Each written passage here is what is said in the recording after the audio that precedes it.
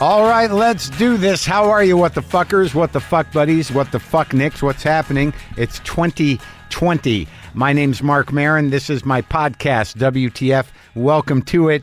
It's the new year. This is really, I believe, probably the official first show of the new year, in the sense that we're all back from vacation, right? I mean, it got a little crazy, that vacation. It gets a little, between Thanksgiving and like today, it gets to a point where I don't even know what fucking day it is. I don't know what meals I've eaten. I'm not sure, what I should be looking for on television. I don't know when it's time to wake up, when it's time to go to bed. It gets a little foggy. Not sure what yesterday I had no fucking idea. I had no idea. Like on Saturday, I didn't know it was Saturday. What day is today? It's Monday, right? Fuck, man. I'm not saying I'm happy vacation is over, but I kind of am. Things get weird. They slow down. The garbage pickup gets weird. I don't know. I'm focusing on minutia here, but yeah. So here we are. This is it. Back to work. Big show today. Let's not go crazy. All right. Let's not go crazy. Today, I have Leonardo DiCaprio and Brad Pitt on the show. I talked to them in a green room at the ArcLight Theater in Hollywood, California. That was where it could go down. It's a package deal, Pitt and DiCaprio. We took the package off-site. I had to go off-site with the equipment. I'll get into that in a minute. I have some emails here, and this is on the up note. This is the good stuff. There is hope. There is personal growth. There is there are leaves to be turned over, and I hope you're all heading into the new year with some. I don't know if I would say optimism, but with, some clarity is nice. I got this email from somebody. Thanks for getting me into rehab. Mr. Maron, my name is Matt, and I'm an addict with almost 4 months clean. I'm currently watching season 4 of Maron in a sober house in the suburbs of Kansas City. Not that I would expect you to remember, but we actually met a few years back when you played the Midland Theater here. I was working at the grocery store across the street. We talked briefly before and then again after the show. I hadn't listened to the podcast in a while, but I happened to pick out the episode where you talked about getting 20 years and told your story. It's not like I checked myself in right then. I did carry your story around with me for a while after that, though. Your openness about working the program made it easier for me to buy in, and I haven't looked back since. So thank you. I hope this might make its way to you and that maybe I'll see you here again at some point. Matt, congratulations, man. Congratulations. That's a big deal. And I hear about this stuff a lot, and I'm just there's so many things that are out of our control. And if drinking is one of those things that's out of your control, and if I can be of any assistance in helping you, even get a day reprieve off a problem fucking drinking or weed or crank or dope or whatever it is, if I can help you get a day so you can get a little bit of clarity, I feel humbled and happy to do that. Now, I will not have watched the Golden Globes, so I can't comment on them. But I do know that the guys I'm about to talk to, that you're going to hear me talk to, are both nominated for them, for Best Actor and Best Supporting Actor, I believe, for Once Upon a Time in Hollywood. Now, the way this unfolded, folks, we get pitched people, we get opportunities. We work with a booking agency, and I've talked to Brad Pitt here and there. He's a fan of mine, and I'm flattered and honored, because I have a great deal of respect for that dude's craft and his performances and his talent. And it's nice when somebody that you respect likes your shit. But he's sort of oddly a little obsessed with my TV show, with Maron. Not with Glow, with Maron from IFC, which is on Netflix here in America, all 4 seasons.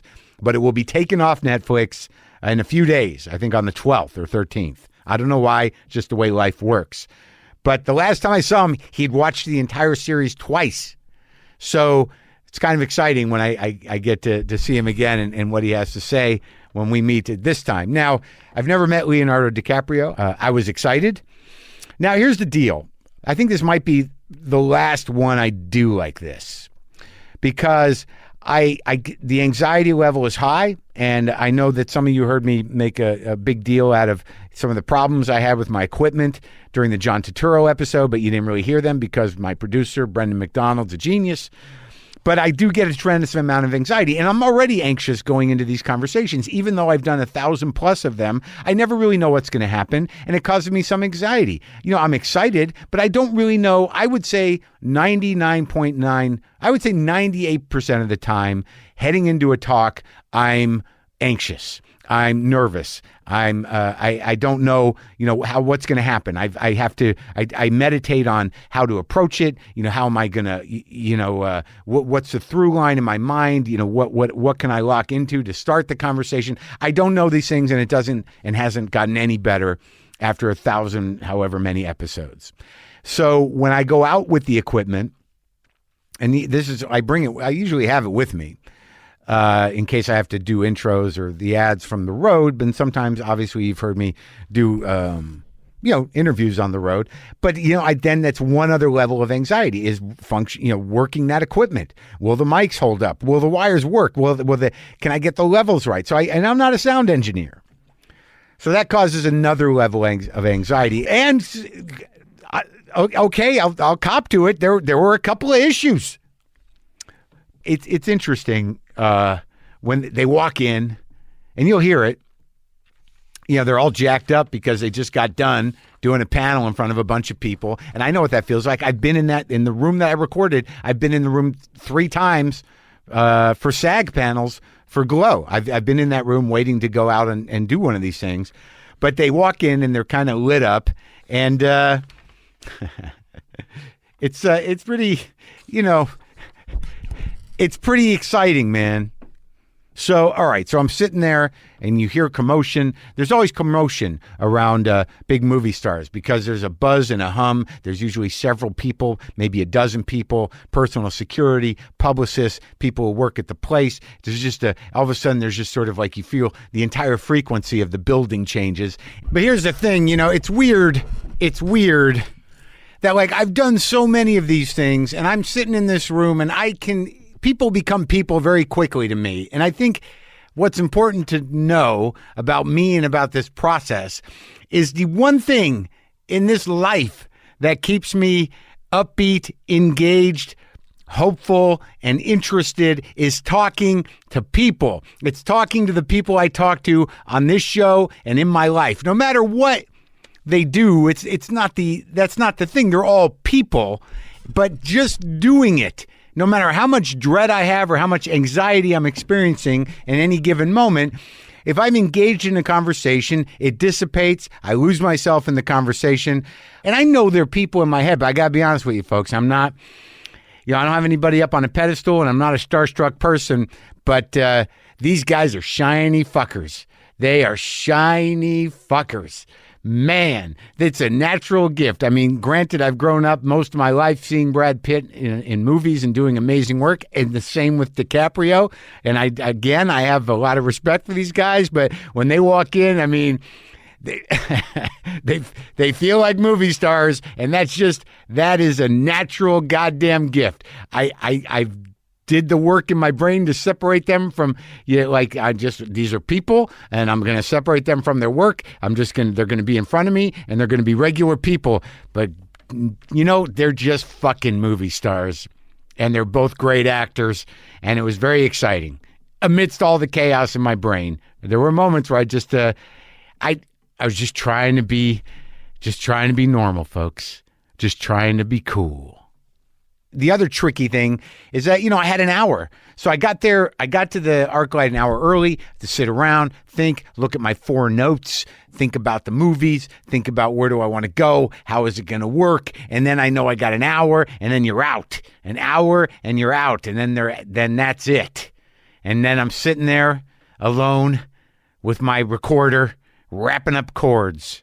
That's the thing. That's the beautiful moment at the end of this that you don't get to see, folks, is that after all the excitement and hoopla and all the entourages leave, the security people leave, the movie stars leave, it's just me in a room wrapping up chords, unplugging stuff, and filling a bag up and walking out by myself to the parking lot, hoping that whatever is in the machine isn't fucked up.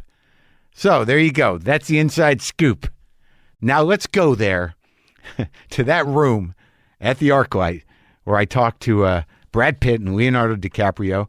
As I said before, they're both nominated for Golden Globes and SAG Awards for their roles in Once Upon a Time in Hollywood. And by the time this is airing, one or both of them may have won the Golden Globes, which were last night. They're both strong contenders for Oscar nominations as well. And I got to sit there and panic in front of them. So enjoy it.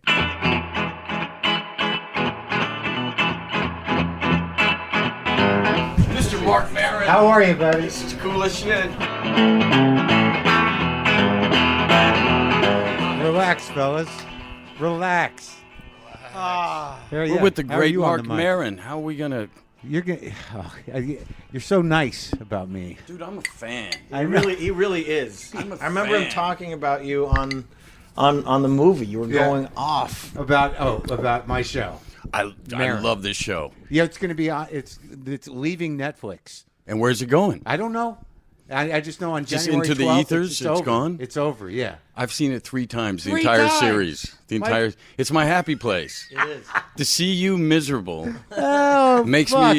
me not feel so bad. That's what it's all about. I'm It carrying really the does. burden for others. You really are. Yeah. And I just love how you. I think I told you this when I bumped into you. How you'll like suffer some minor injustice in the world. Yeah. From another, Yeah. have it out with them. Yeah. You suffer no fools. Yeah. And then you invite them back to listen to your new turntable or something. Like we're equal now. We're all humans again. Yeah. I think that's an attempt. I don't know if you have that problem where I'll act like an asshole, and then you kind of claw your way back into someone's life, and hopefully they'll forgive you for it. See, I thought you were justified. You did. Yes, I did. I did. I thought you were speaking for all of us, and then everything's okay. Everything's okay usually until it comes back later. So what? Well, okay, let me make sure I got. Is this how we do it? We speak into the mic, like I guess like is you this to. is this the correct distance? Yeah, I think this is good. You never know who's going to fuck up with a mic, man. Some people can't do it. oh, well, I'm not comfortable with it. Are you? Yeah, I'm fine. I think we just hold it like a mic stand. You look like a torch perfect. singer.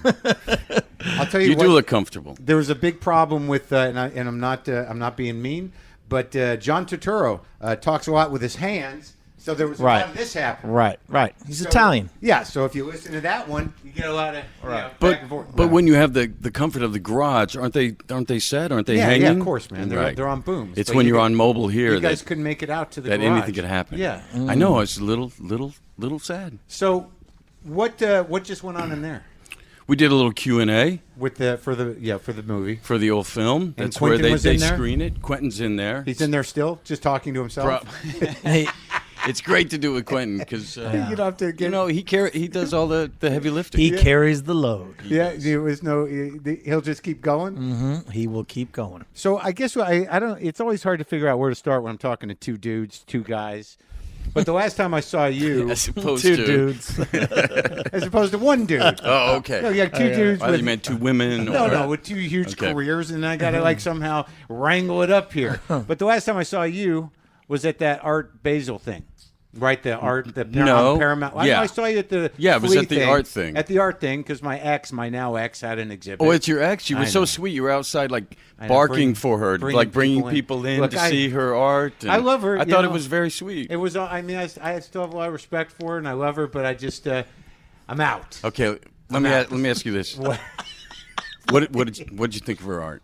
Really? I liked it. I liked it a lot. Okay. Because there's something about abstraction that either it's going to work or it's not. I mean, you're an abstract guy, right? You like abstract art. I like a lot of art. Right. So does my man. Well, that's here. what I was going to talk to you about, because the first time I met you guys, or met you were hanging out with Thomas Housego. That's right. He's your buddy. He's a giant sculptor, That's right. big sculpture. That's the one. So you both collect art, Yes. and your dad was like a comic guy. Yes.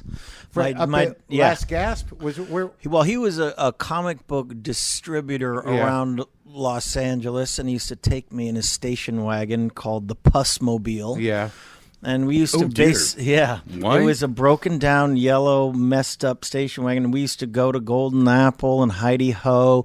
Basically, every weekend of my life was trucking around to comic book stores and head shops selling Duran Duran posters and the Fabulous Freak Brothers and Cherry Pop Tart and all these Art Crumb stuff. All Art Crumbs. My dad's actually friends with Art Crumb and Robert Williams. Right, I know. I interviewed Robert. Oh yeah, he's amazing. That's like one of his best friends. Really? So he's kind of a Z-Lig of the counter hippie culture and all the. So I grew up going to the Doodah Parade, hanging out with all these underground artists. Yeah, That was to make a little cash. You know what I mean? Because although my future college funds was a box of underground comic books, that didn't exactly pay the bills. But that was literally my college fund, like every #1 comic book, like even like underground comic. All underground. None of the Marvel or DC stuff, which actually went up worth a lot of money. Yeah, just the first. Only the fabulous... original art, the Crumb art, has really skyrocketed. Now, do you have that stuff? I do have a couple. I picked up a couple, luckily. But of the Art Crumb stuff. He is the man from the underground art scene that has like hit the marketplace and actually become right. And Robert Williams is very bitter about it all. I collect Robert Williams too. That man is a god to me. He's great. You will hear nothing but wonderful things. I think he's great. But that's one of the weird chips on his shoulder is that he never got established art success. Well, he was with Tony Shafrazi in New York for a while. That's right. I remember. It's the whole L.A. underground art scene. Trying to make it to New York is a very tough transition. You know what I mean? Right. But that's also, it seems like those guys get stuck in that kind of like comic art, outsider art, graphic art trip, whereas guys like House Ago, that's fine art shit, right? That's big time. When it lands that way, sure. Yeah. And do you have a couple of those huge pieces? Indeed, I do. And I like them. What kind of art do you gravitate to the most, though? Ooh, I wouldn't know in your how collection. to describe that. Yeah, I don't even say. Collection? I mean, even the word collection kind of bothers me. It kind of makes me go. Yeah, right. You're right. Right. But you're not buying it as an investment. No, never. Just certain things that move me, and I like to be around each day, and might inspire my kids or something. Yeah. I don't know. Some of Thomas's stuff could scare them as well. But do you do sculptures, anything like that? I have been on my own. Just, really? Yeah. Just like because what we do is such a collaborative sport. Sure. I found that for the better. Yeah. For the worse sometimes. I've seen performances improved, enhanced, like on this one. Yeah. Or I've seen them, take a beating. Right. And to do something that's just you and on your own and very solitary, I find very meditative. Well, yeah, that's the weird thing. I mean, because you guys both see what you do as art, right? Yeah, I hope so. Have you? We're not quite allowed, are we? I guess we're allowed to say that. What? Certainly entertainers, but are we allowed to say? I think we can say that. That you're artists? All right. Of course you can. Okay. But it's something you work towards, right? I mean, do you remember your first jobs? Of course. Oh, God, yes. It was TV, right? Both of us were television. I mean, yeah. Did that help out in knowing this part in this movie? The whole TV world? I think for sure. I mean, I think the truth is what was so great about Quentin's script was the sort of outsider approach that he took to the industry, to guys that were certainly my character being on the brink of extinction right. as the hippie cultural movement is coming into play, and he's like a remnant of old hat Hollywood sort of cowboy television, and he hasn't made that transition, and as a byproduct, Cliff, my psychiatrist, security guard, houseman, is suffering the consequences too. And of course, Roman Polanski moves in next door, and that, symbolizes everything that we aren't, right? Sure, and are trying to be, right. Just that approach right away. I think we've been doing this for a long time. We've been very fortunate to be successful in what we do. But we remember those days. Remember looking up to all these actors that were doing it. And who, when you were like when you started out, what were your first TV gigs? I can't remember. I did one season of Parenthood, which was a spin-off of the movie Parenthood with Steve Martin, and I played Joaquin Phoenix's role in the television version of Parenthood. Right. So I actually studied Joaquin Phoenix's performance in that to get my first job. Did you? Then I do that today. Exactly. And then I did Growing Pains, which I did a whole season of Growing Pains. He was on a few episodes. And You then were? I guest starred on With Growing him. Pains. With him. Growing Pains. I worked with Hilary Swank on my season, but I never worked with you. And were you guys, like, at that point, you wanted to be actors and you wanted to be movie actors, but were you studying to be, were you actively working with people? Training? Other than drama class at school, no. Really? No, I no was. formal training. Yeah. I came out from the Ozarks and I needed I needed a little bit of polishing. And so Ozarks. I finally got I can say Ozarks now because now there's a show. People have some idea of what that might be. But is that a great idea, that show? Yeah, it's not so far off. Yeah. They just left out the Bible Belt portion of it. Right. But and I went on my first audition, and I'm pretty excited about it. It was for a film, and I came back, and this agent who was trying me on as they did then. I said, "How did I do?" And she said, "You ever thought about acting classes?" I'd been in them for 6 months. You know. Yeah. And who were you studying with? A guy named Roy London. He was fantastic. Oh, this He's guy, I not heard of with this us guy. anymore. He's really set me. A lot of in people great study direction. with that guy. Yeah, a few people. Huh. And you just studied in high school. Yeah, but then after a while, I started studying with Larry Moss, who's an amazing coach too. And that was, do you guys use guys now, or you're done with it? I talk to Larry all the time. You do? Yeah. I talk to Leo, and he talks to Larry for me. Gives me a few pointers. Like, what kind of questions do you ask him? No, he just pushes you. You need them. He kind of just drives me to make decisions. It's like I said, I only got into movies because I was really lucky that television show had me locked in for the season. It was really the great Alan Thicke and those producers that said, you know what? Let the kid off the last few episodes to go work with De Niro, and they didn't need to do that. Right. And immediately I had like this elitist approach about movies, and then Alan was like, we love you. I was like, oh my God, yes, sir. I wrote him. I was like, I am so incredibly thankful that you let me have that opportunity. And you did what did you do, 21 Jump Street too? I did that too. Yeah. A very special episode dealing with suicide. Yes. I think it was even billed as a very special episode of It was 21 just Jump one? Street. And maybe I had 2 lines. It was only one episode of that? Me, yeah. Yeah. Yeah, a guest star. And then I guest starred on like the last year of 30-something. Oh, I had one line. It was either yes or no. So you guys Can't remember. One word, actually. Right. Yeah. And you're like really at it a while. What was your first movie? I did a movie in former Yugoslavia. Oh, nice. Big budget film. Yeah. Yeah. First time on a plane. Really? First passport got to go over to got to go out of the country. Really? And you were like how old? I was 38. No. I was like I don't know, early 20s. First time on a plane. Yeah. You drove out here? You drove to L.A. Yeah, oh yeah. From Oklahoma. Missouri. That's Yeah. Southern where you're Missouri. from. Yeah. Oklahoma via southern Missouri. Yeah. And what, in a truck? No, a little Datsun. A little beat up Datsun Like with the front. B210? It was close. No, a little better. Don't tell me it was a Datsun 210. No, it was a 300 SX Okay, at that because point. I had the But the Datsun. bumper's hanging off, you know, and you're loaded up where you can just see forward. And Yeah. And you just you finished college out there? I didn't finish. I did 4 years. Yeah. But I didn't officially finish. You just split. You're Just gonna act. done. Yeah. But when you go. when you were growing up in Missouri, did you know you were gonna? Did you do acting there? Hell no. There's no acting. There Well, wasn't then. No. None What town was it? What? It was Springfield. Yeah. Yeah. And you grew up like literally in the Ozarks. Yeah. Are you Yeah. folks still there? Yeah. Family, brother, sister, they live on the same street. Really? Yeah. Do you Still go to the Ozarks for the summers. And, do you go visit? yeah. Oh, that's good. Yeah. Yeah.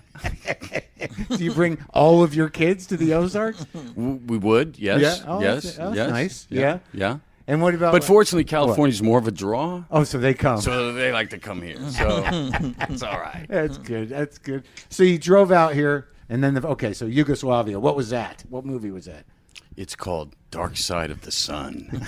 About a kid with a skin disease who can't go out in the sun or something. Really? Yeah. And then decides, living a week is worth living in the sun is worth living than not living at all. I don't know. So he goes out like into the sun? Yeah, and he dies. Oh my He God. That's amazing. Yeah. That's an amazing plot line. I remember Powder, but this is totally. What about the one Yes, with this would have been the precursor version of Powder. But wasn't Travolta in a bubble movie? Oh Yes, yeah, he it was. a boy in the bubble. Couldn't leave the bubble. Damn fine movie. Was it? Damn fine movie.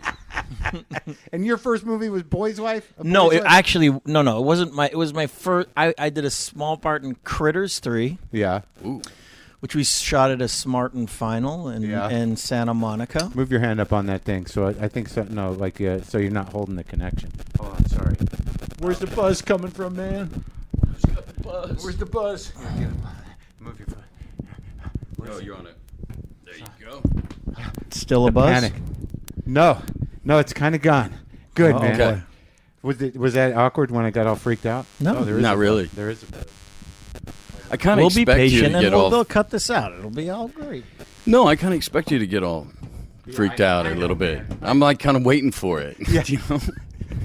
Dude, you should I just want to see you lose your shit. And I was with fucking Turturro, man, and the hand thing was one thing, and then I looked down, and the fucking thing wasn't recording. So he saw it. We'd done like a half an hour, man, and I was like, oh, fuck! And Turturro's sitting there watching me spin out. Like, I literally just wanted to quit. Like, I was like, it was done.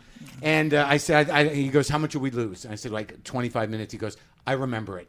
Oh, And wow. And it was That's awesome. It's just like it was like a script. Like he literally recaptured Wow. the whole thing. Wow. But that made me wonder, like, I can't go backwards. I would. No, I don't I'd know have how to we- leave. But I am here just to see you lose your shit. So. well, maybe it'll happen. Okay.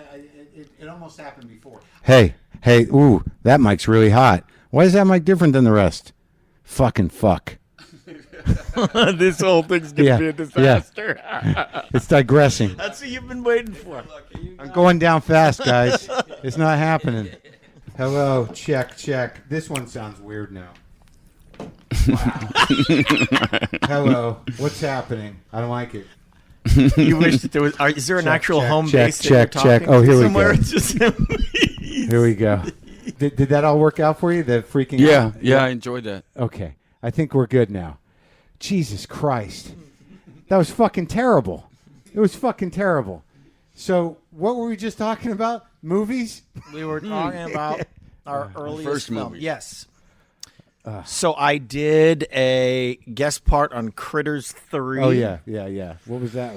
Critters. What was that like? Critters 3 at a Smartin Final in Santa Monica, and then Yeah. but I think my first role in an actual movie was with Sarah Gilbert and Drew Barrymore, and it was called Poison Ivy, and I had a whole monologue insulting Sarah Gilbert. Nice. And I messed up my lines. I think I was 12 or 13 years old. Yeah. Screwed up my lines. Then they just said, all right, kid, just walk in and look at her and say problems. And I said, just problems? And I walked in and I said, problems. Yeah. That was my line. And then they cut that out of the movie. So I'm not in the movie at all. My first role, I'm actually not in at all. They completely edited me out. Now, like, how much does the effect? Because you guys both worked with Alejandro in Inarritu. You did Babel with him, right? Mm-hmm. And you did The Revenant. Now, that guy seems to be, in terms of, like, you both work with great directors, but in terms of being part of some, in Quentin too, but in terms of being something that, like, if you look at the scripts and look at the vision of it as being like, holy fuck, this is a real piece of art. Mm-hmm. Would that guy, like, rank up there with that? Absolutely. I mean, like, Absolutely, yeah. where you don't even know how it's all going to work out in the scope of it? Oh, there was no way to foresee what he was going to do out there. I mean, the script was one thing. It was kind of his linear story of a guy surviving out in the wilderness, you know, a great sort of revenge story. But, I mean, what he did cinematically with that movie just blows me away. And there was a point where he wanted to sort of continue that idea of a singular shot, like he had done with Birdman, throughout the course of that entire wilderness, until we got to the point that we realized there are two characters that go in opposite directions. Yeah, right. And then he quickly sort of improvised with Chivo, the great cinematographer, on trying to keep this linear sort of one-shot snake idea, but then cut back and forth. But at one time he was like, no, I'm going to do one shot all the way through. And then he realized there's thousands of miles between us. And he'd have to do a puff of smoke and fly over back and forth.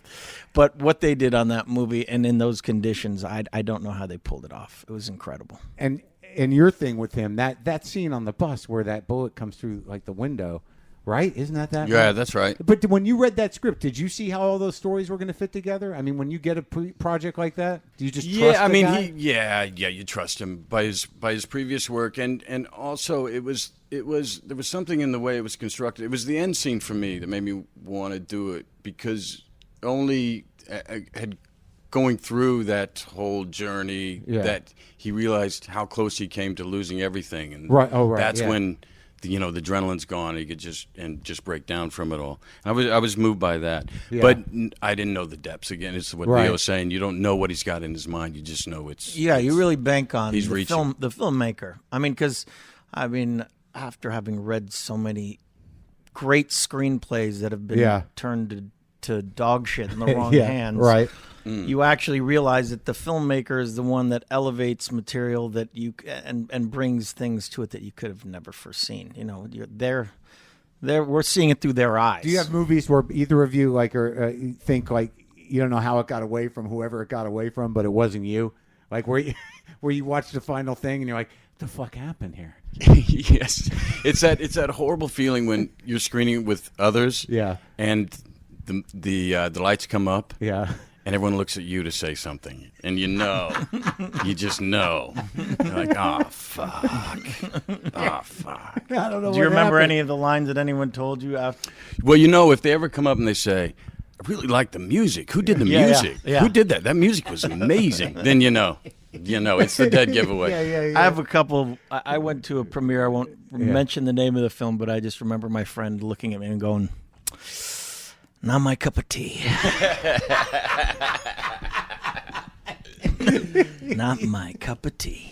Oh, you don't know what it was about it? That wasn't his cup of tea? Everything about it. You know it's a turd, though. You feel it. You just feel it. And it's the first time you see it. All the work, everything that went into it. And you know it's just a turd. Yeah.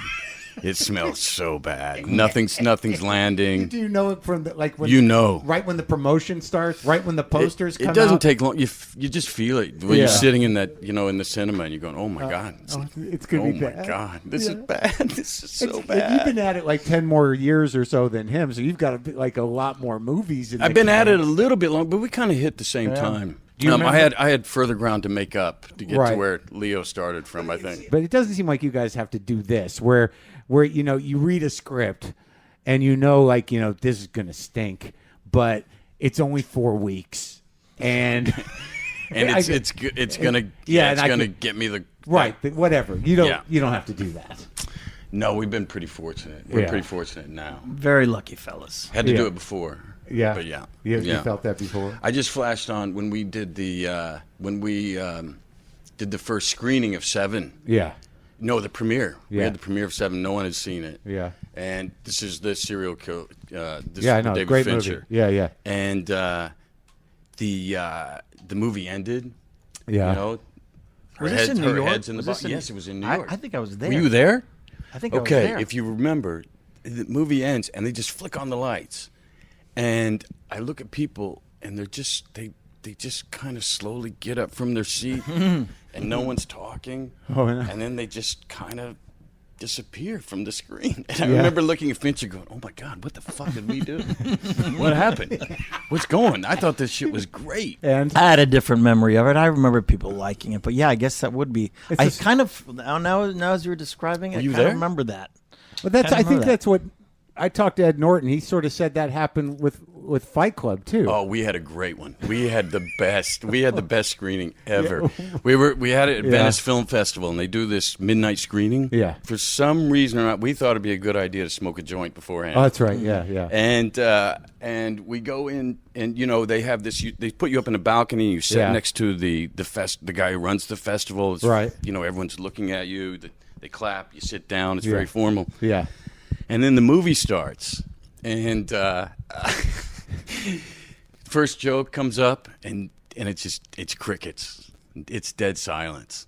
And another joke, and it's dead silent. Oh, no. And this thing is not translating. It's in subtitles. Right. Yeah. It is not translating at all. And the more that happened, the funnier it got to Edward and I. And we just started laughing. So we're the assholes in the back laughing at our own jokes. Right. The only ones. And then at some point, it gets to the Helena Bonham Carter's line when she says, I haven't been fucked like that since grade school. And I watched the festival guy who had been squirming, the whole 30 minutes. Yeah. Just get up and he leaves. He doesn't say a word. He just gets up and leaves. Which makes us laugh even more. So that's beautiful. Oh, we had a good time. Do you remember like the moment where you just sort of you realized your life was never going to be the same again? Oh yeah. Yeah, it was a film called Titanic. That was it. That was it. And after that, I just remember I was off on location doing movies. Yeah. Right away, and then, I was in my early 20s already, and I never bothered to look for a house, so I stayed in my mom's guest room into my early 20s, and then the movie started to come out, or the buzz of it, or whatever, and I just remember 4 SUVs outside my house one day. Yeah. And I went to the liquor store to get a soda, and there were the SUVs, and then they just kept following me. Every day of my life. Right. And it was, I was like, okay, this life will no longer be the same. To this day. Yeah, probably more like Ford Explorers about at that time. Yeah, something like that. Blacked out windows. Mm-hmm. And that happens to this day. No, it doesn't. Not anymore. It doesn't? No, it doesn't. Not as much anymore. No, thank God. Did you do something? Usually there's like this time when you have a movie coming out or you're starting to do promotion where they're sort of on you a lot more. Yeah. But, I've been able to escape a lot more, which is great, and walk around and you do be outside and things like that. You don't? Do you wear? I'm a little disgruntled with you now that I hear that. What? You have them wait? You have them waiting? Oh man. Really? Oh man. Yeah. But maybe I don't know. What? I'm just like trash mag fodder. I don't know. My because of because my disaster of a personal life probably. Got a very exciting personal life. But there's but you've gotten into confrontation with him before. Oh yeah. Yeah. Oh yeah. And there's nothing you can fucking do about those guys. There's nothing you can do about it. You can't get a restraining order. Like Lil' Kim said, the paparazzi's going to get you one way or another. It's been my motto. I figure there's nothing you could do. But you've never had to go out with a fake nose or anything? Like I heard. Oh, we've tried all that stuff. And it's all a failure. They always find out. I got some good ones. You do? Fake noses? No, I got some good getaways that I will not reveal here because they're still in play. Oh, okay. Yeah. In terms of just being able to disappear, or do you have a stunt double that you work with? No, none of that works. No, none of that works.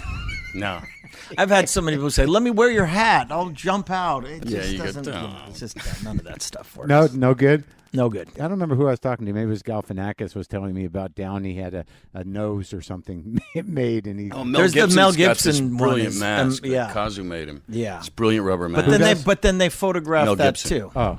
Then they put him in the magazine with Mel Gibson with the fake with the mask. Yeah, and that ruins that. He got a lot of mileage off it though. He did for a few years. Yeah. Oh really? He did go really out among well. the people. Yeah, and it was just enough. It was real enough, but off enough to make someone just want to walk the other way. You know, there was something wrong. He just looked a bit creepy. So it was that looks like Mel Gibson. Oh, it's not though. Something wrong with that guy. Just make you step aside and not investigate. So with this, like, can I ask you, because I've seen the last two movies that you do. I watched Ad Astra. And how'd you do with that one? I liked it because I didn't know. I'm not a space guy in general. You know what I mean? I entered it cranky. You know, but strange. Cranky. But then I realized. How was your movie? I entered it cranky. Did it soften you in any way, or just make you crankier? crankier? It did. No, because I thought like, well, this guy's really gone above and beyond to work out his dad stuff. You know? I just got to make a phone call or drive to New Mexico. This fucker went to outer space to get some closure. Like, when I realized that was like just really a movie about like this guy. I hope this guy works it out with his old man because life might be like it was so clearly a movie about like I got to deal with my dad. It wasn't that space thing had nothing to do with anything. Like you just could have stayed home and done a year of therapy, right? Or call him, but there was problems. The one thing I never understood, like what was his ship doing that was causing all the trouble? Did they even explain that? I'm not going to explain it to you. Oh, you know though. No, I can't explain it either.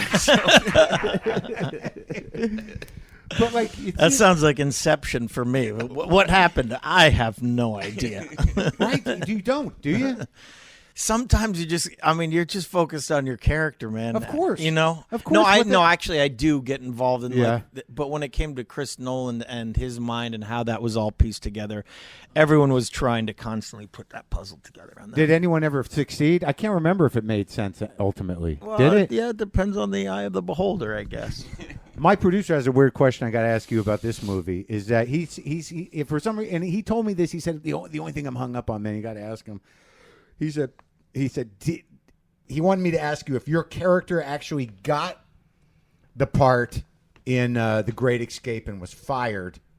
No. Or was that a fantasy that you were thinking? No, it was a fantasy. It was well, we actually had this whole section that actually Quentin was talking earlier about the fact that he had a 4.5 hour cut. Yeah. And the movie that you see, I mean, this is all from the mind of Quentin Tarantino, and there's so many other sections that I think he had to take out to sort of drive the story along. But there was this great moment with Al Pacino, and I spent like 3 weeks with Al Pacino at Musso and Frank's one-on-one doing this sort of whole history of Rick Dalton's career, what he's been through, the state of the movie industry, the state of our culture, this sort of I could have been somebody, could have been a contender, almost got The Great Escape, but I was the third guy on the list, had, McQueen dropped out and this, I could have been that guy. Yeah. So we kind of put it in to the Timothy Oliphant scene where we start talking about our careers, and then there's this kind of flash of Rick as McQueen and how Rick Dalton would have played the McQueen but role. It wasn't an actual memory. Which was the star-breaking turn for McQueen. And it's not... It's just, Leo describes it as a moment. It's like a 10-minute scene, and it's fantastic. It is. I do Great. hope it makes the because it's the bane of his existence. He's walking around and everyone knows him as the guy who almost got The Great Escape, and he gives this very sobering soliloquy on how it was never going to happen. And stop calling me that. No, when you entered working on this part, I mean, it's the actual heartbreak of show business is what you're playing, right? Basically, yeah. And it's not something that you haven't seen before in other people. I mean, we're surrounded by it all the time. That's what Brad and I were just talking about in the Q&A just now, is how, although we've been incredibly fortunate and have had a sort of long successful career, we know this world. I've grown up around actors that almost got this role or almost got that role. We knew the dynamic of these relationships. I mean, I've had guys over the years that have been my psychiatrist, my security guard. You're on location in Africa for 8 months. Right. They got your back. The hard days, they're there for you, and they really do carry the load. So even though Quentin gave us this amazing manuscript on our history, detailed from, the figment of his own, right from his imagination, we implicitly knew this dynamic in Hollywood and this sort of relationship that these two guys had. And I think it was weirdly like the first day on set, we were we just kind of clicked. And I keep telling the story, but it's true. I remember we were driving onto the Lancer lot, and Brad just improvised this line, and he goes, hey, realizing I have a hangover, realizing I've gotten this bad news that my career is essentially over, and he just goes, hey, you're Rick fucking Dalton. And as soon as he said that, I was like, oh, that's us, man. No matter what the hell's going down, that's my number one fan right there. You're Rick fucking Dalton. And I'm like, yep, you got it. And I go and have a disastrous day on set regardless. But that's true, though, because I even noticed that when I was doorman at the Comedy Store, is that there is this weird kind of, people have satellite people that kind of walk around as the extension of their ego. There's an ego support system, and you see it all the time in this town. And then you have this, like, at the center is this completely delusional person, Completely delusional, yeah. that really thinks they're really doing amazing things. Oh shit! I was just calling it friendship. All this stuff. But you're so right. You're so Friendship right. with a paycheck. And like Cliff says, hey, you ain't got it so bad. I got to go fix your antenna today, but he's not so bad, huh, Rick? I mean, that was the thing that I had to like figure out about Rick Dalton is what God, not only what a pessimist, but what a whiner he was. And I think that Quentin always had this thing that I didn't quite understand, that he's really feeling sorry for himself. And then he meets the little girl who's like, oh, that was so. And there was another scene that was cut out about, hey, aren't we lucky to do what we do? And Rick just doesn't realize that. He just all he obsessively thinks about is what could have been. He could have been a contender. He could have been this guy. And the whole industry sucks, and the world sucks, and these goddamn hippies. Yeah. And when you went into it, what were you thinking? Like, who were you playing? Like, did you know the guy? Well, no, I mean... Well, you told me you got that line from somebody who said it to you. Oh, this guy, yes. When I first started, this guy, I had this guy. I was bitching and moaning like in the mid-'90s, and I had this guy, total freeloader, like...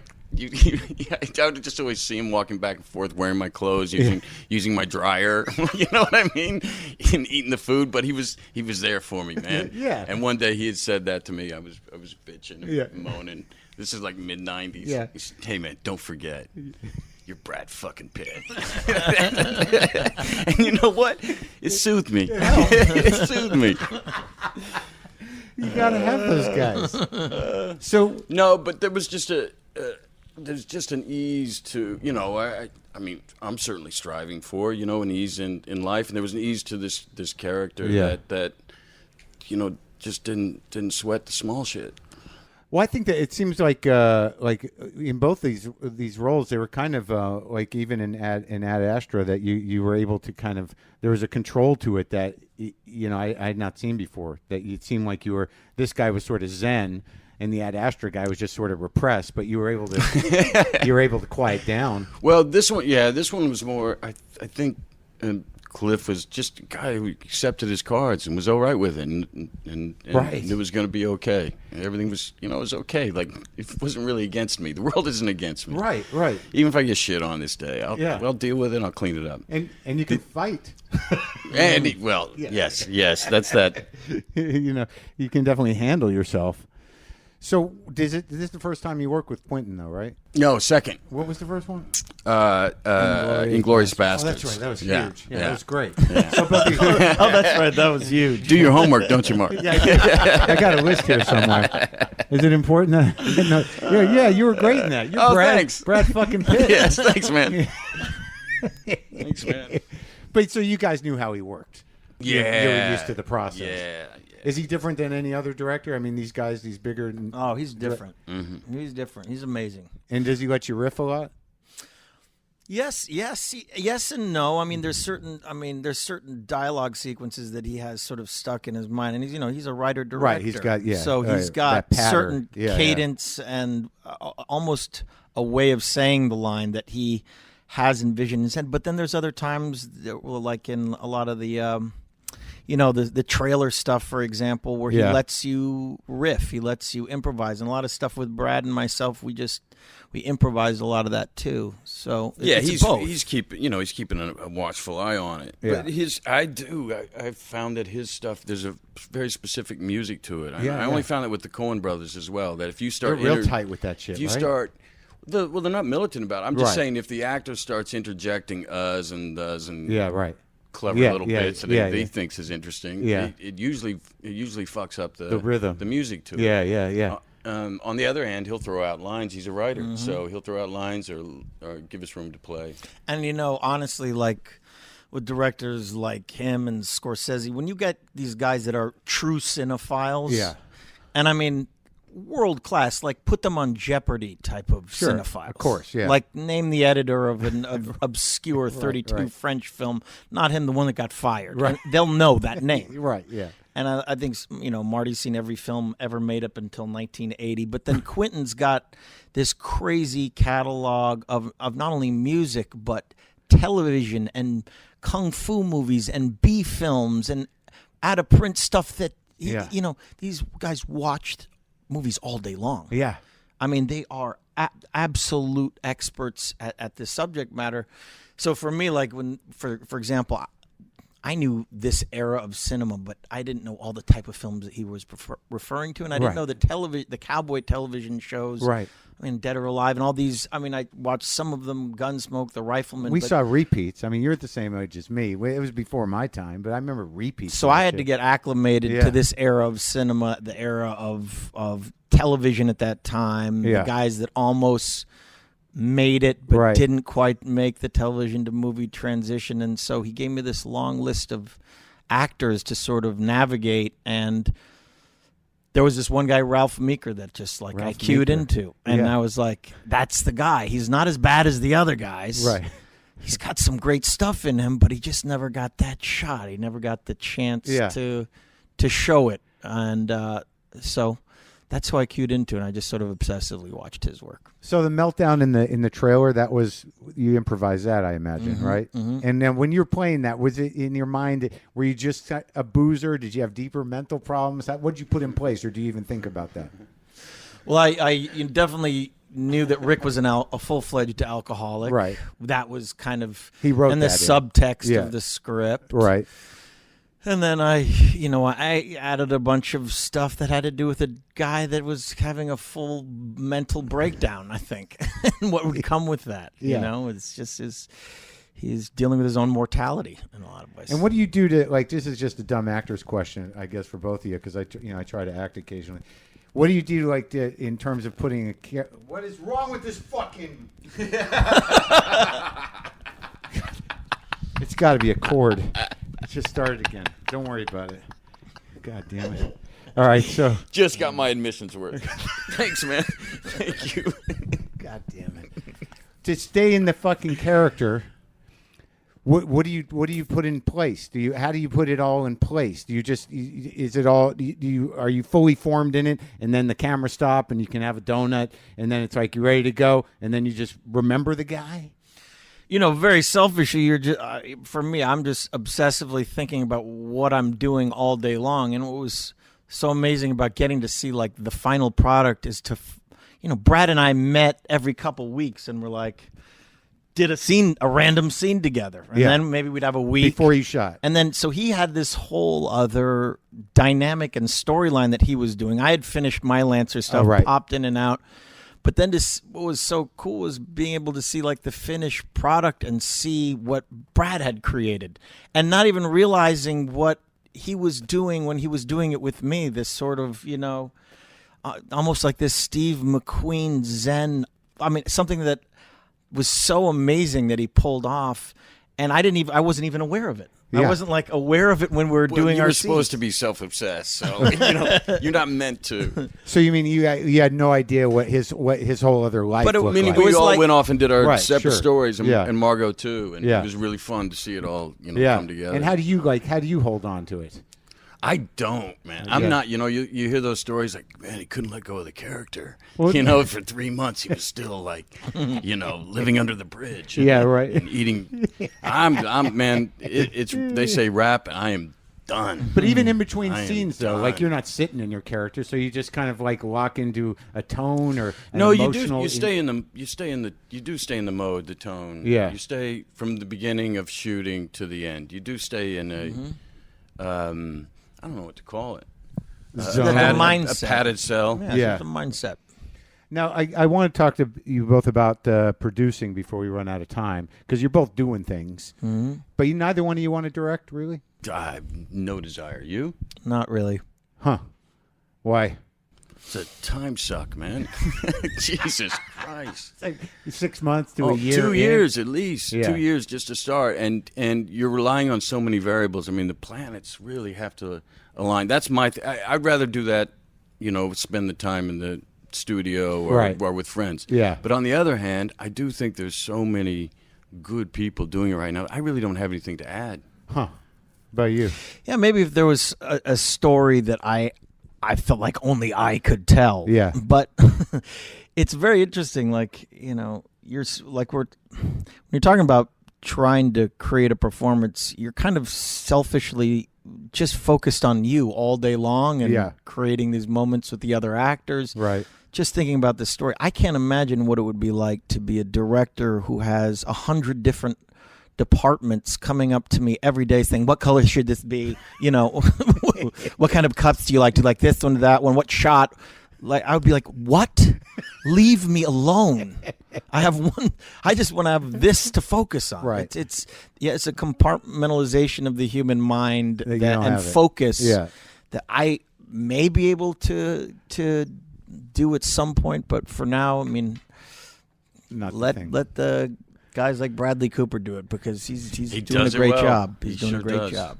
Yeah, you guys are friends, right? Yeah. And that movie was something. He really did something. Yeah, he did it. He's got it. He's got the goods. He sure does. And good act. He could act in it. Well, that's the thing that killed me, is at the end where you realize that he's actually doing a Sam Elliott impression. That moment where he's like, you realize he did steal the guy's personality. I'm like, holy fuck. Like, he put that whole thing into place. You didn't know why he was talking like that until he cops to it. And you're like, holy fuck. Wow. He did. Yep. The whole accent was Sam Elliott the whole time. He stole his whole personality. Anyways, so you both seem to like produce different. Different. You seem to take some real risks with artistic stuff. In terms of the kind of movies you're getting behind, and you have like a kind of socio-political angle that you're sociopathic political. No, I think it's great. But I did want to ask you, how'd you get involved with that Jim Jones documentary? Did you do that? Yeah, we did that. That was crazy, man. Yeah, it was an insane story. I mean, like, for some reason, there's been a lot of documentaries that we've been gravitating towards. I mean, this really is the era of documentaries. Sure, yeah. And for I just did one with my father called Struggle, which he's in, which is about the whole underground art scene and this guru to sort of Crumb and Robert Williams called Stanislav Zukalski, and his whole crazy journey to California and L.A. becoming this obscure. It was kind of like a Searching for Sugarman, but a sculptor. Was this your dad's idea? It's been my father and my idea for almost 20 years now, and we've pitched it, 15 times over the years. But now in this era, which is fantastic, if we're talking about the whole transition of where our industry is going. I came into Netflix and I'm like, so there's this sculptor, everything was bombed during World War II. His whole life's work disappeared, and he ends up living in obscurity in the valley and then has a resurgence, and it's his life story. And Ted's like, great, let's do it. Great. I'm like, what? What just happened? And they greenlit the thing. Yeah. And so it's just been so exciting to be able to see all these really cool stories getting financed, quite simply. And it's amazing. Years ago, because these things used to have to go into theaters amongst hundreds of others, never get the play time. Right. They have to win an Academy Award for you to see them. Right. They have to be world acclaimed. Now, it's a draw to the consumer, and millions and millions of people watch these documentaries as opposed to having to go through the theatrical system. That's pretty fucking cool. And they're immediately educational. Yeah. and like, and you learn something. But you amazing. did the 11th Hour a long time ago already. That's true. Yeah. But way more people would have seen it if it would have Right, been on a if it streaming would- service. That's so funny. Much like Before the Flood. That's Yeah. the one where I kind of traveled around the world for 3 years to every Yeah, yeah. location on Earth for climate change. I mean, that was that came in the modern. Are you going to be era, too. able to stop it? What? The climate change. Oh boy, yeah. It's we're having a tough go of it right now, pal. Tough go. Is anybody taking care of S. Clay Wilson? S. Clay Wilson's amazing. Yeah. I don't know the specifics of it, but All right, but you did. But he's a friend of amazing. Your dad's? He is Because he's had some trouble. Yes. He fell down and I know. Between S. Clay Wilson and climate change, I'm just concerned. About S. Clay That's Wilson. right, yeah, that somebody take care of everybody. But you did. But you did Richard Jewell too. Yes, we did Richard Jewell. Yeah. Now, how does something like that happen? Clint is just sort of like, hey, you want to help me out with The this? story, no. The story usually, you get the rights to these stories, books, articles. Oh, so your you start company working did with that? producers, Uh-huh. and then you hope for the right director that can get involved, or the right actor to get involved to green light the project, and then it's a go from there. So you put That's that all. together. You were really part of it. Your company was. I mean, very intricately, all the financing, I talked to House. the line producing. AD, the lot guy. It's really getting access to the acquisition of Right. cool ideas that we get to be. One of my favorite films of the year, and one of my favorite performances of the year. He's amazing. He's amazing. Paul Walter Hauser. Am I yeah, saying I it talked right? to him. Yeah, he's What a gem. Sweet guy. What a gem. And Rockwell and Kathy Bates too. Oh yeah, they were great. And it just right? some pop and some get Yeah. found later, and it Right. seems like this one's getting a little love, right? Yes. I just think I think it's one of the greats of the year. I did adore too. this film. and that adore these performances. It's His unbelievable. Richard Jewell. Oh my God, I Unbelievable. can't disassociate him. From And what's Jewell now. and that Clint is still still doing it, man. doing it and Have doing you- it strong. Have you worked with him? I haven't. You I have. did. Yeah. J. J. Edgar Hoover. Yeah, yeah. He's amazing. He's amazing. He's Shoots quick, right? he does shoot quick. And he eats salmon and takes, spinach maybe? at every meal, and he's just Healthy like as a fuck. Superman. Wow. But your production company did Moonlight, right? Yep. And you did Vice, Yep. and you did The Big Short and Selma, 12 Years a Slave. You do now, Amazing. Wow, that's it's great. A lot of Oscar winners, Oscar contenders. How do you decide? We follow filmmakers that we really respect. Yeah. And for a while there, before streaming, there was this period where big budget tentpole films, action films were getting made, and then films under 10 million if you wanted to do something risky. And there was this whole gap in between. Yeah. And I found at that time in the early aughts that we first got in just trying to help some of these, these people we believed in get their film to the finish line. Right. And because there was this empty space, these films that weren't getting made. Yeah. And I think that really opened up with us. We've still yet to make a dime. Oh, really? We're like, remember Walter Cronkite's CBS? They only Yeah. had to make 1% to keep the lights on. That Right, was, yeah. In fact, news was much better then because of it. Yeah. Yeah, we're kind of like that. Seriously? Even Yeah. with those big movies? Yeah. What does Yeah. it take to? Why is that? I don't know. It just hasn't. It's not my forte. What do you got on the docket coming up? A film called Blonde. Yeah. Which is for Netflix. Marilyn Monroe, Andrew Dominic directed, and the big series with called Underground Railroad. That's going to be cool. Yeah. And so on and so forth. And is that really do you see both of you guys? I mean, obviously you're still, vital actors, but do you see producing as a way to sort of no. I like it because we get to still, we can be storytellers. We Yeah. get to be a part of stories that we're not necessarily right for. Right. Yeah. That Yeah. we could be in, but we get to put those out in the world. I'm sure Leo feels the same. I feel the same. Pretty proud of the stuff that we get to put out that may not be there if we, hadn't got behind it in some way. All right. Or man. our team. Yeah, yeah. Us or our team. What are you guys working on? What am I doing now? Yeah, with production or acting. Acting. I'm doing a film. It's supposed to be in March. We'll see. Yeah. Called Killers of the Flower Moon. About the Osage Indian murders in Oklahoma in the 1920s. It was J. Edgar Hoover's one of his first cases, and it had to do with these oil rights that the Osage were able to acquire and became the richest per capita people on Earth, and then were systematically murdered. So It's a true story. All true, yeah. Horrendous. Yeah. Who's directing that? Scorsese. And, Wow. And De Niro's going to be in it as well. That's everybody. Are you acting in something? Looking at doing something this summer with Chazelle on the silent movie era. Oh, cool. Oh, wow. That's a great script. Yeah, it's cool. Great. What's it about? It just the end of the silent movie era when talkies took over, and how it was pretty. It was the Wild West at that time, and people who were at the top of that industry were suddenly just put aside. They didn't play anymore. Yeah, I know. Yeah. Sunset Boulevard. Right? Yeah. Yeah. Thanks, fellas. Thank you. Thank you, man. That was fun. I'm glad I was able to freak out for you a little bit. I hope the sound remains intact. I have no idea what's going to happen. I'm shutting it off right now. Okay.